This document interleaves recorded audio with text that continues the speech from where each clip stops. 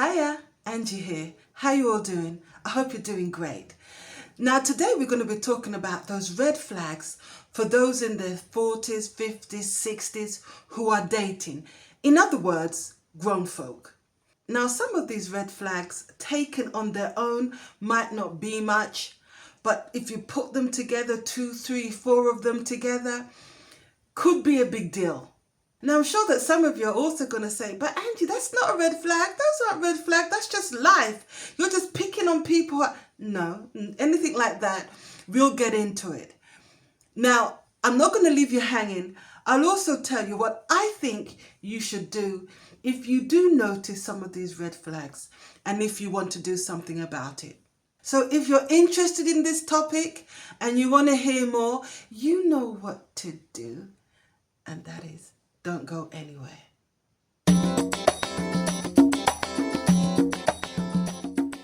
Now, for me, someone who has never been married or has never been in a long-term relationship, for me, potentially is a red flag. Now, I'm sure that a lot of you are saying, but Angie, never been married, that's not a red flag. Some people just don't want to get married, or some people have never had the opportunity to meet their soulmate. You can't say that's a red flag. Hold on. I agree with you. I agree with you. I don't think there's anything wrong if somebody decides not to marry. No one is to blame if they never met that special someone. I absolutely agree. It's not a problem. There is absolutely nothing wrong with that. However, why do I say it's a red flag? Now, for me, it's a red flag. This is my opinion. Because I've seen it happen too many times. And unfortunately, with somebody very close to me, I've witnessed this as a red flag. And why is it a red flag? Once you've been married for a while, or you've had a long-term relationship, you learn certain things. And what's that? As much as you love your partner, as much as you care about them, they're the apple of your eye. You know that every now and again, they're going to get on your last nerves, right? I mean, come on, that's just a fact. No matter how much you love them, they can be annoying as hell. And you learn during the years, during your time together, how to resolve problems, how to communicate. You learn when to fight and make a big deal out of something, or when just to let it go. You know, you pick your battles. And you learn also how to compromise. These are the things that you learn in a long-term relationship. Now, if you've never had a relationship that's lasted longer than a few months, those things, chances are, you've never learned. So you don't know how to resolve conflict. You don't know how to face problems. You don't know how to discuss matters and be diplomatic and try to compromise. And that, to me, can be a problem. So that is why, in my book, never being married or never having a long-term relationship could be a red flag.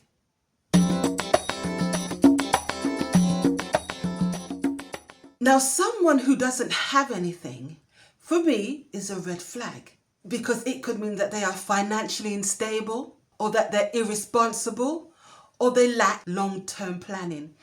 I personally would have to wonder, and I would have to ask, how do you get into your 50s, into your 60s and not own anything? So yeah, for me, it would be a red flag. Not something where I would just get up and walk away from, but I would most definitely have to question it and ask the reason why.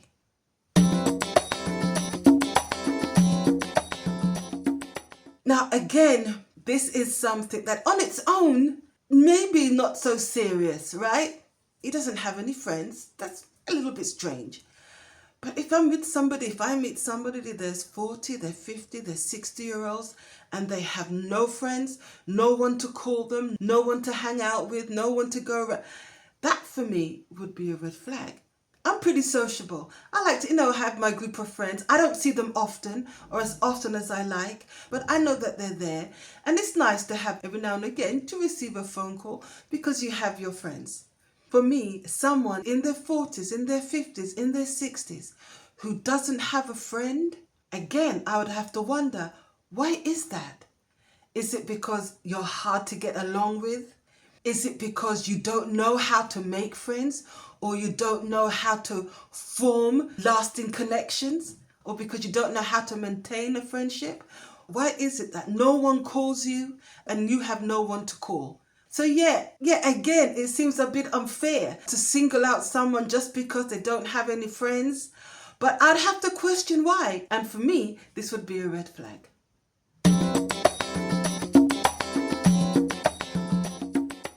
Now, I know that there are some people that actually get a kick out of being with someone who continuously talks badly about their ex, because it makes them feel as if they're better. He or she is with me because I'm better than them. No, for me, someone who talks badly about the person they were once with, who they once loved, for me, it's a red flag. It means that they're bitter. It means that they can't move on. It means that also they don't take any responsibility for the fact, because yes, the other person may have made mistakes, but they probably made mistakes too. But they're not talking about their mistakes, but just about the other person. So yeah, that would be a big red flag for me. And not only that, I would have to wonder, okay, so what if we broke up? What would he be saying about me? And rest assured, he would be talking about you in exactly the same way. That's why I personally would not entertain someone who keeps on talking badly about their ex. It would be a turn off, and one of those things that, yeah, probably I would just get up and walk away, because I just wouldn't want to deal with it. But like I said, not only is it a red flag, it's a pet peeve. So I just don't want to hear it. Keep it to yourself. So this one is absolutely a red flag as far as I'm concerned.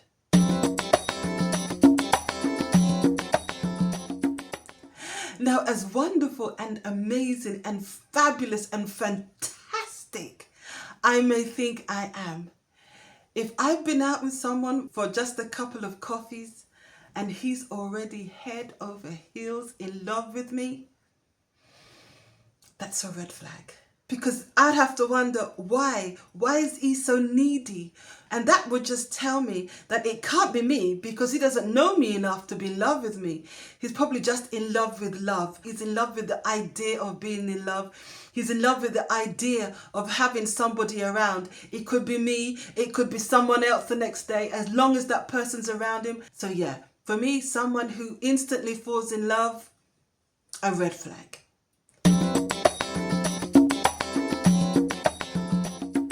An older man who is used to dating younger women, that to me is a red flag. It's a red flag because there's a certain dynamic that's created when there's an older person and a younger person. And that to me says that he likes to be in control, that he likes to be the one in charge. That would indicate to me that he likes the imbalance of power, that he likes the idea of being in control. Because if he's only had younger women, of course he's going to be the one in control. He's going to be the one in the driving seat. So I would have to wonder, does he like younger women because he can manipulate them? Is he in some kind of a power trip? And of course I would have to ask, if he's nearly always been with younger people, then why does he want to be with me? So yeah, there is so many things going on here that I personally, I would turn my nose up at. A red flag for me. I wouldn't like it. It's not something that I personally would want to deal with.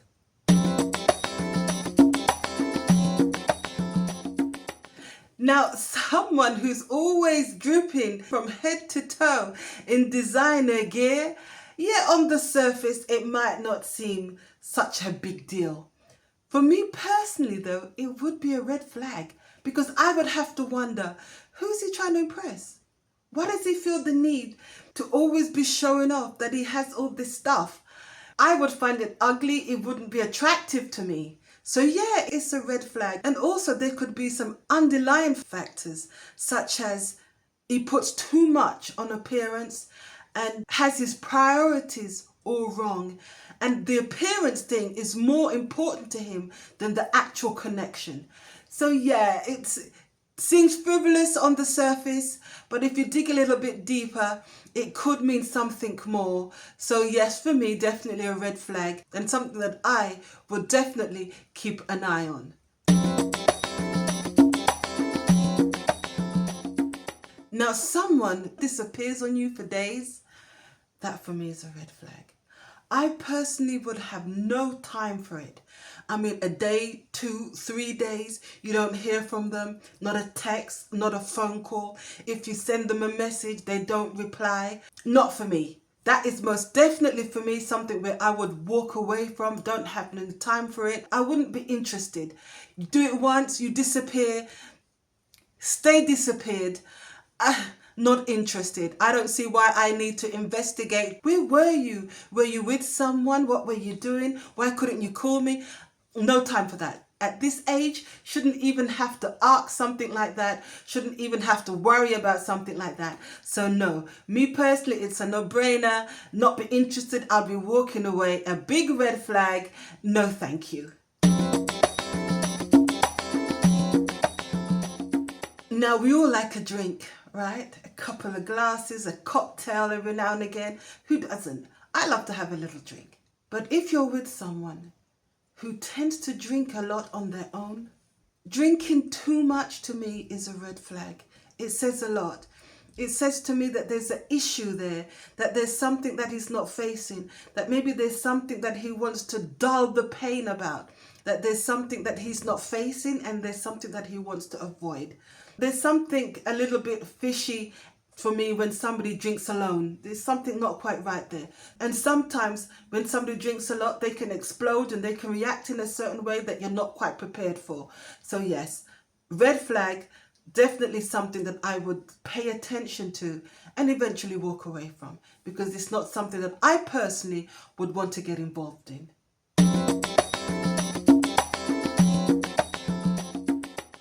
Have you ever been out and about with someone and you're talking to them and you're looking them in the eye, but this person, his eye is wandering everywhere. His eye is looking at who's walking through the door. He's looking at the table behind you. He's looking over his shoulder.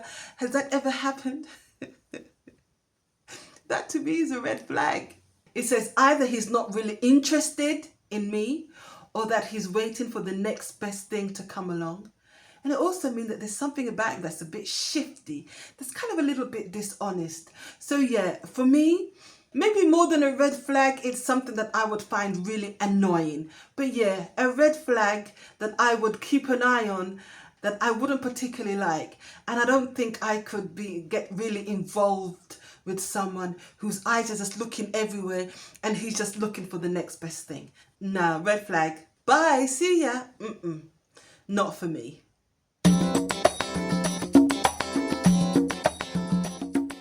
Now again, if you're with someone who doesn't go on with their family, not the mother, nor the father, no brother, no sister, uncle, aunts, cousins, distant relatives, godfather, godmother, doesn't get on with anyone, I'd have to question that, because these are the people that know them the most. These are the people that grew up with them. These are the people that raised them. And if they don't get on with them, then maybe they know something that you don't know. So yes, on its own, on the surface, not the biggest, most important kind of thing. But yeah, I would have to question, why is it that no one in your family likes you and why you get on with no one in your family? So yeah, it's a little red flag for me. It shows there's certain conflict there and problems there that maybe haven't been resolved. Might not be that person's fault. It could be that he or she is right and that their family is just an awful bunch of people. It could be. But it most definitely is something that I would have to inquire and ask and draw my own conclusions.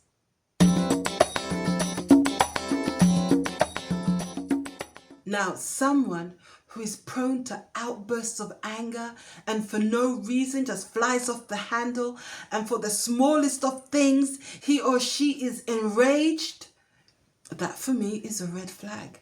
That means that he has no control of his emotions, doesn't know how to resolve situations, doesn't know how to deal with conflict, doesn't know how to deal with people. There are just so many things going on, and it could also be dangerous. So yeah, someone who doesn't know how to control their anger, for me, is someone that I have no business being around. So that would be a no for me.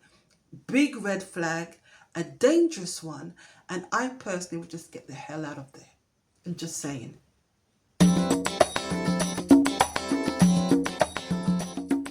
Now for this last one, let me just say, we're all adults here, right? And we're friends and we can talk our truth.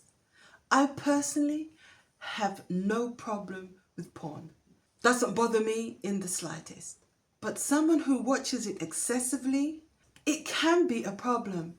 It can be a problem because when you want to be intimate with that person, they don't know how to be intimate without it. And that's a problem. It's one thing if it's used as a part of your game, but if it's something that they cannot do without, that's a problem. And also, it can cause unrealistic ideas. They can have unrealistic ideas of how they see you, of how they see your body and what they want from you. So yes, excessive porn, it also means that they're overstimulated and they need that to be with you. That's a problem. And maybe they want you to act a certain way and be a certain way so that they can enjoy being with you. And maybe that way, the things that they need from you, what they want from you, you're not comfortable with. And if you're not comfortable with it, it goes without saying, don't do it. So yes, on the surface, it might not seem like much, but someone who watches excessive porn can be a big deal. And it's no different than somebody who's on drugs or on alcohol. It can be very problematic. So yes, that is something that definitely for me is a big red flag and something that you need to keep an eye on.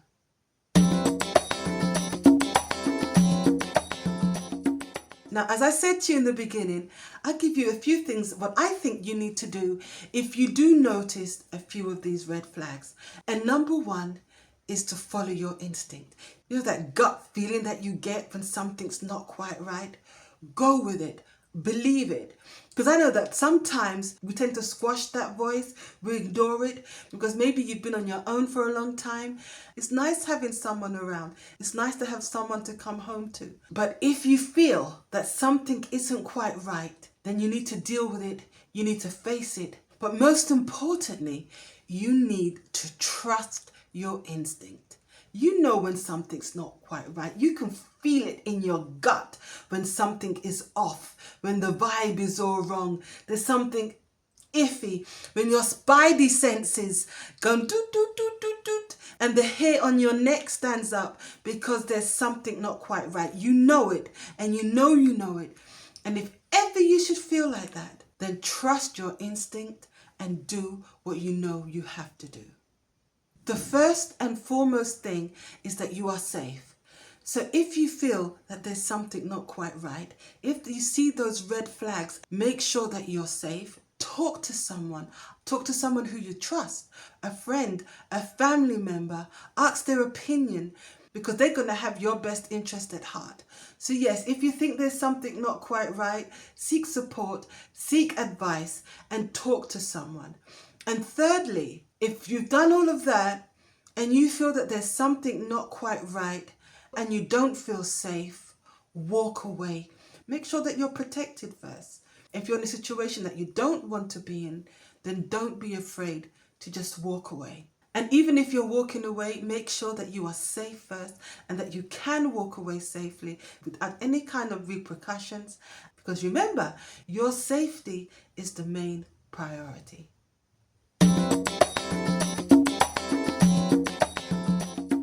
I really hope that you found this video valid and that you enjoyed this video today. Thank you so much for stopping by and hanging out with me and keeping me company. It's always good to see you, and I look forward to seeing you again soon. But until then, be kind to yourself and to others. Take care. Bye for now. Ciao.